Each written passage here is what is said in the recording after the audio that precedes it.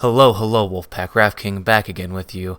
I had a quick minute and wanted to do another anatomy video for you. Over again, another one of my favorite muscles of the body because of how much havoc it can totally wreak everywhere, and really because of how unpopular it is. I find a lot of massage therapists will kind of skim over this part, and I want to make sure that you know to ask about it if you're not coming to see us. So a lot of us have headaches, a lot of us have neck pain, and it's not uncommon to feel this. It really isn't, especially if you have a stressful job, a computer job.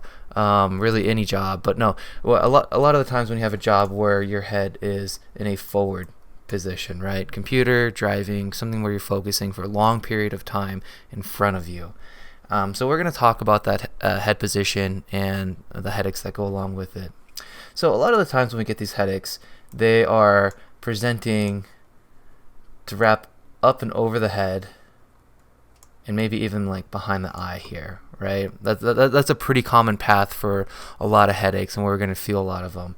And a lot of the times what we do as massage therapists is we work the trapezius muscle back here, right? Which is a really good thing to do because a lot of these trigger points, knots in a layperson's term, do wrap over the head and cause those headaches.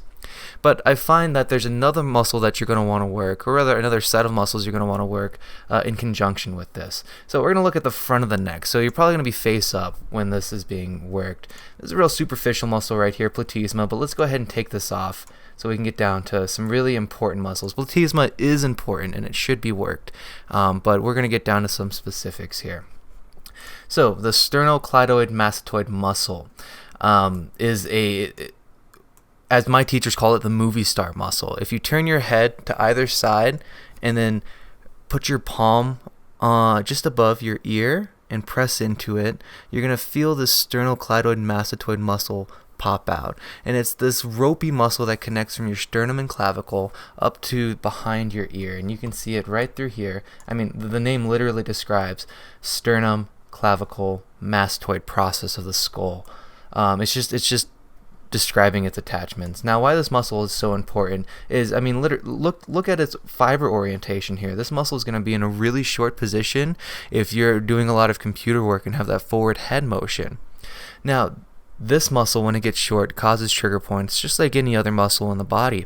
But these trigger points here are, I feel, special because in a lot of books, we'll talk about how it does present behind the eye and wrap around the side of the head, and creates this awful area on the crown of the head as well. It looks really similar to that headache that the trapezius presents with. In fact, when you put the two of them together, it almost covers the whole head.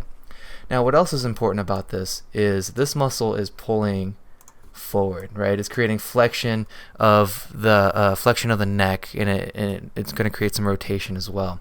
The trapezius muscle that you can't see, we've taken it off, but the trapezius muscle in the back and a lot of these posterior muscles create extension of the cervical spine, right? So much like trying to balance a bowling ball on your two fingers, much like how your big bowling ball head is balanced. I'm just kidding, it's not that big. But your head is balanced on this vertebra right here, C1, right? Of course, it's got ligaments and attachments and connective tissue and all sorts of stuff to help it stabilize, but essentially it's a balancing act. So when one side becomes too tight, the other side has to tighten up to accommodate for that. Again, kind of like you were trying to balance a bowling ball on two fingers. So as one side gets tight, your traps may be very tight from stress. Absolutely. That's definitely a mammalian defense, right? As we get stressed out, the shoulders raise up, and this would be the muscle to do it. But this could be in response to the SCM muscle being tight as well. So again, as you're asking your massage therapist about the work you're going to get done for your neck, or talking about headaches, or you just want the whole session around your neck, make sure they're getting into the anterior neck.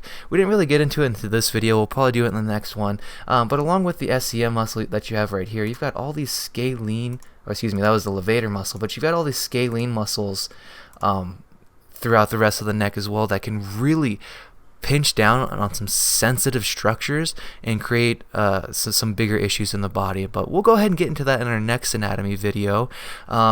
If you have any questions, go ahead and email us. You can visit the website at livingkinetics.com, or heck, go ahead and schedule an appointment with us and I can show you all this stuff in person. I'm looking forward to hearing from you. Have a wonderful day. We'll catch you next time, everyone. So there's nothing that I would love more than to see some of the other practitioners get involved with these anatomy videos, especially my friends at Lifestyle Chiropractic. Check them out, by the way. They're fantastic. But just all the other massage therapists and chiropractors and physical therapists that are out there, I would love to see more education online, particularly with this program right here, the anatomy program. But how I do that is very simple. I downloaded this free software, OBS, Open Broadcaster software, and this is what records my screen as I'm working. So I just turn that on, I turn on a mic, and you can do that through any kind of program. I use Adobe Audition to record everything, all my audio. And then I just open the program that I want to use, Essential Anatomy. It looks like they're up to 5 now.